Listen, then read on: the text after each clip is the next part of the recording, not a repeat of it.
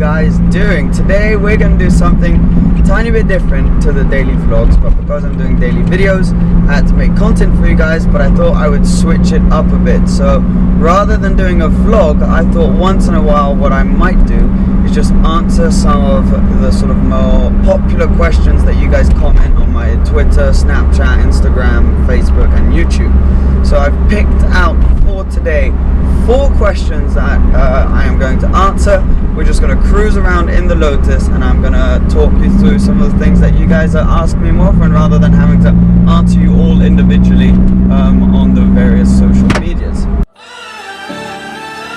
So I'm just cruising with the Lotus. It's a decent day out, but I've left the roof on so that I can talk to you guys more easily. We're not going to do any crazy driving or anything. It's going to be more of just a cruise and a bit of a chat. So first things first, let's go straight in there with question number 1 of the 4 that I'm going to be answering today. So the first question that you guys have been asking quite a lot is about my wrap, my Gumball wrap. So the car still has the Team Galag black chrome and matte black, a slight matte black sort of detailing on the top of the black chrome, wrap with all of the Gumball stickers and logos and sponsors, as well as sort of the Gumball numbers. So my car was team number 72, so I got 72 in massive gold letters on the side of my car. So am I going to be keeping this? Well, probably yeah. I think it looks really cool. I love sort of the memories that it brings back for me as well. So for now I can see myself keeping it, and I've been getting really positive sort of feedback. It gets lots of attention in town, it makes the car very recognizable, so I think that for now I don't see myself removing this wrap straight away. I'm not gonna lie, it's not the most well applied wrap in the world. The question I get asked quite a bit is what I'm thinking in terms of travels. I've got like a family holiday later on during the summer, but for now I reckon I'm just gonna stay here in Monaco, save up some cash, be able to just enjoy myself. And probably not going to do Pebble Beach this year. I have done it the last 2 years, but can't really justify it this year. I do love hearing from you guys if you have ideas for travels or places I could go. So that's the plan in terms of traveling. Not a huge amount that's gonna happen there. Something else I get asked, actually a surprising amount, is how YouTube works. My bloody memory card ran out, so great organization on my behalf there.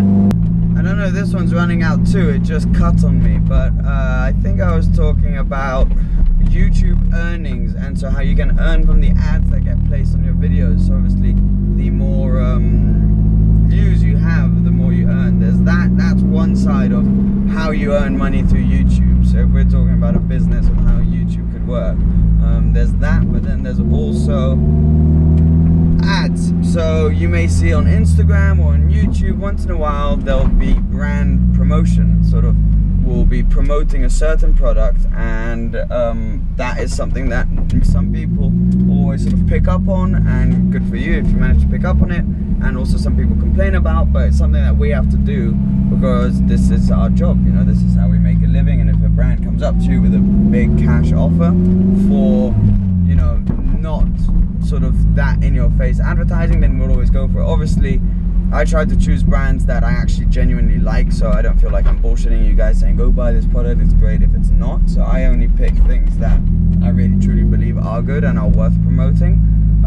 But that is one side of it. So when you do see an Instagram post or Twitter or Snapchat or whatever, that is advertisement. Just keep in mind that this is also how we make a living, and also keep in mind that I do believe what I'm saying about that product. So that is another side of how you make money through YouTube. And then another thing you get through YouTube is you get a lot of freebies. So a lot of the events or trips that we go on don't actually cost us half as much as what you guys think they might. So we'll get sort of sponsored to do things and stuff like that. So that helps a lot with the whole lifestyle and having this sort of really exclusive lifestyle that you guys like to watch without it necessarily costing an absolute fortune. So that's how YouTube also somewhat works as a business. And then there are other things that can go with it, like I was saying, if I start a clothing line or things like that, and you can sort of start other projects through the following you have on YouTube. So that's another interesting side of YouTube. YouTube. Obviously you do have some YouTubers who make way more money than I do, like not even comparable. I'm still a relatively small channel, but I do want to thank all of you for watching. Like honestly, if you like a video, comment on a video, watch it, share it, all of that genuinely helps me to bring you more cool content. So the more you guys watch, the more you guys sort of engage with what I'm doing, it will allow me to sort of bring you more cool content. So that's one thing I just wanted to share with you guys, to keep that in mind, and also just thank you for everything you've done. And now hopefully you know a bit more of how these videos kind of work as a business. Last but not least, you guys keep asking if I'm going to modify this car anymore. So the answer to that, basically, I think now in my mind is no, because what I really like about this car, I mean, I love power, but what I really loved about this is being able to sort of learn how to manage this car, because it's not hugely powerful. I can really like push this car quite hard and feel like I'm really getting the most out of it, which is kind of quite a satisfying feeling. So I don't think I'm going to add like a turbocharger or anything like that, because I don't know enough about modifications and what I should do yet to really be able to do that properly. So there's that, but then there's also the fact that I'm very happy with how this car is now. The exhaust was something I needed to do because it just didn't sound good enough to start, and now it sounds unbelievable.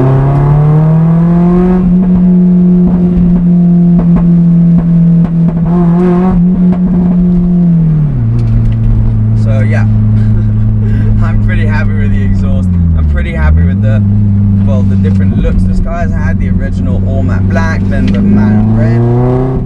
All of those are pretty good modifications for me. So far I don't think I am really going to change anything. On the interior I haven't changed anything yet, but what I'd rather do is I'd rather save up to eventually be able to get something with a bit more power. And yeah, that's the plan in terms of modification. I appreciate all you guys sending me all of this stuff that I could be doing to the car, because I find it really interesting. But another thing you have to keep in mind with modification is it's usually money you won't get back. When you modify a car, it's not really going to make the value of the car go up that much, so it is money. I mean, you're obviously not throwing it in the drain because you're getting something in return, but it's not going to help the value of your car. So I'd rather almost save up a bit more to then get a car which already has the equivalent of all those modifications and will actually hold its value.